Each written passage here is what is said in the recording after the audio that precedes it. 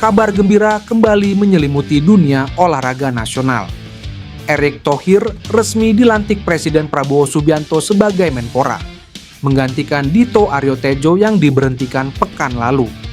Pelantikan ini bukan hanya sekadar reshuffle kabinet, tapi membawa dampak besar bagi masa depan olahraga Indonesia, terutama bagi timnas Indonesia yang kini sedang berjuang merebut tiket ke Piala Dunia 2026.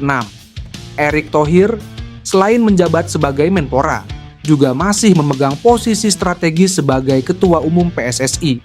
Kombinasi ini membuatnya memiliki kewenangan ganda yang bisa memberi keuntungan besar bagi timnas Indonesia.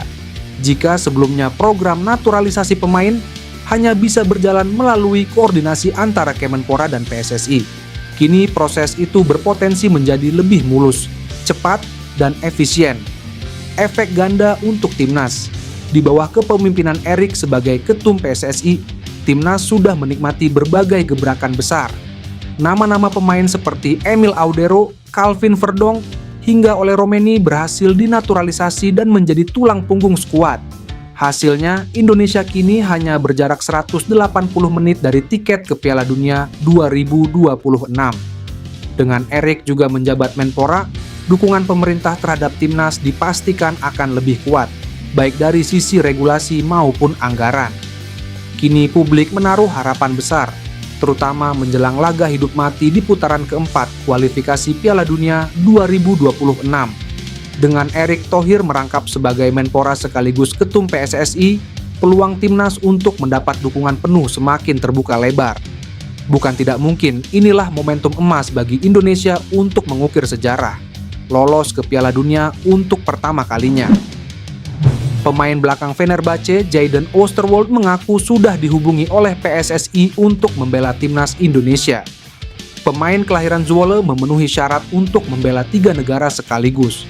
Selain Belanda sebagai negara kelahirannya, bek berusia 23 tahun tersebut juga bisa membela timnas Indonesia dan Suriname. Pernyataan tersebut diakui sendiri oleh Jadon Oosterwolde saat diwawancarai ESPN. Bek 23 tahun tersebut saat ini membela klub yang diasuh Jose Mourinho, Fenerbahce. Sebagai pemain berkaki kiri, Jadon bisa menguasai posisi bek tengah dan bek kiri. Di bawah asuhan Jose Mourinho musim ini, dirinya lebih banyak diturunkan sebagai bek kiri. Jadon mengaku sudah ditawari oleh PSSI untuk membela timnas Indonesia. PSSI bukan hanya kompetitor tunggal, pihak Suriname juga sudah menghubungi bek 23 tahun tersebut.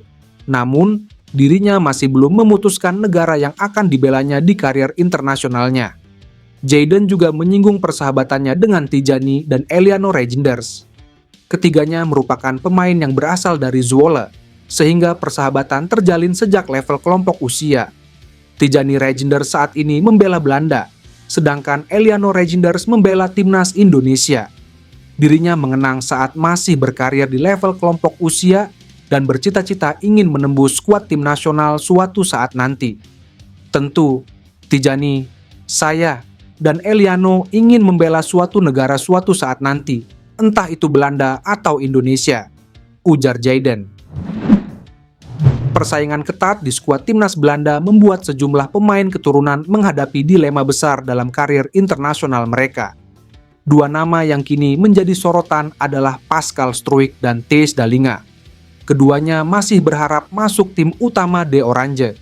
Namun peluang tersebut semakin kecil mengingat banyaknya bintang muda yang bermunculan. Struijk yang kini berusia 26 tahun bahkan sudah mendapat restu dari sang ayah bila ingin membela negara lain. Bek berdarah Belgia itu sebelumnya sempat dikaitkan dengan timnas Belgia yang dinilai lebih realistis memberinya jalan ke ajang besar dunia dibanding Belanda. Namun, Indonesia juga tidak tinggal diam. PSSI bersama pelatih kepala Patrick Kluivert terus membangun komunikasi dengan pemain diaspora. Kluivert bahkan disebut pernah menemui Struijk secara langsung di Inggris, menandakan keseriusan proyek besar menggabungkan talenta keturunan dengan pemain lokal. Fenomena pemain diaspora yang memilih Indonesia semakin nyata. Kehadiran mereka membawa warna baru bagi timnas Indonesia di level senior. Dengan tren ini, Indonesia berpeluang menjadi pilihan strategis bagi pemain keturunan yang sulit menembus skuad utama negara asalnya. Kini publik menantikan, apakah Struijk dan Dallinga akan mengikuti jejak para pendahulunya untuk berseragam merah putih? Erick Thohir yang resmi jadi Menteri Pemuda dan Olahraga atau Menpora menyampaikan komentarnya soal rangkap jabatan Ketua PSSI dan Menpora. Saat Erick Thohir resmi jadi Menpora, dirinya juga masih menjabat sebagai Ketua Umum PSSI. Pertanyaan soal rangkap jabatan ini yang kemudian mengemuka. Erick Thohir sendiri tidak memberikan jawaban yang gamblang soal rangkap jabatan Menpora dan Ketua PSSI. Ia menyatakan soal hal itu merupakan wewenang FIFA. Nanti itu kan ada prosesnya di FIFA.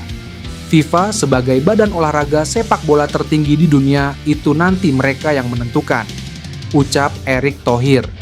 Saat ditanya lebih lanjut soal pandangan pribadi, Erick Thohir mengembalikan jawaban ke wewenang FIFA.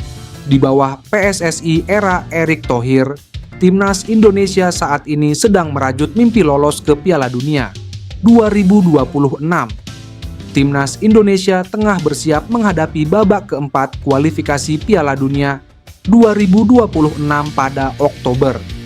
Ketua Umum PSSI Erick Thohir menegaskan nasib Gerald Vandenburg segera diputuskan.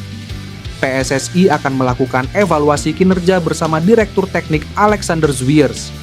Evaluasi ini menjadi penentu apakah Vandenburg masih layak melatih Timnas Indonesia U23. Jika dipercaya lanjut, ia kemungkinan besar menangani tim di Asia Games 2025. Saat ini PSSI memang belum mengumumkan siapa pelatih resmi Timnas Indonesia U23. Kami akan review dengan Technical Director 1-2. Hari ini kita akan review beberapa kandidat, kata Erick Thohir. Pernyataan itu ia sampaikan saat konferensi pers di Stadion GBK.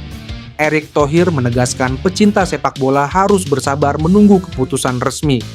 Ia menjelaskan proses evaluasi dilakukan demi sistem pembinaan berkelanjutan.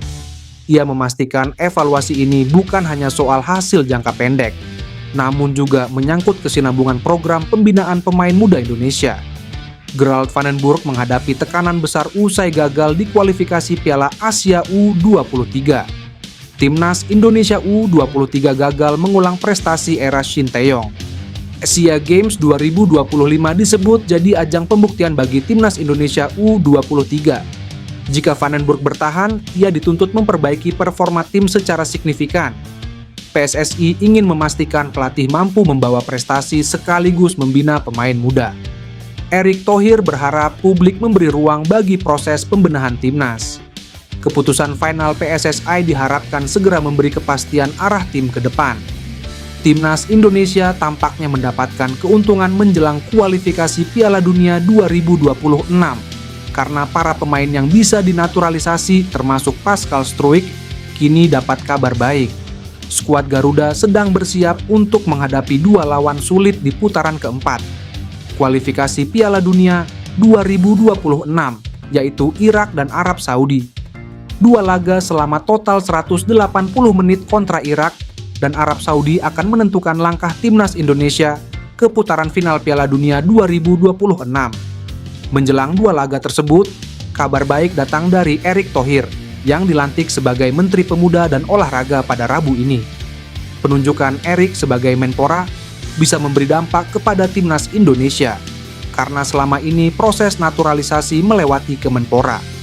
Erick mampu menyelesaikan tugasnya untuk mendongkrak kekuatan Timnas Indonesia dengan menaturalisasi pemain top seperti Jay Ijes, Calvin Verdong, hingga Emil Audero, sejak menjadi ketum PSSI pada 2023. Kini, dengan posisinya yang merangkap sebagai Menpora, proses naturalisasi bisa menjadi lancar dan hal ini bisa menguntungkan para pemain keturunan yang eligible untuk dinaturalisasi.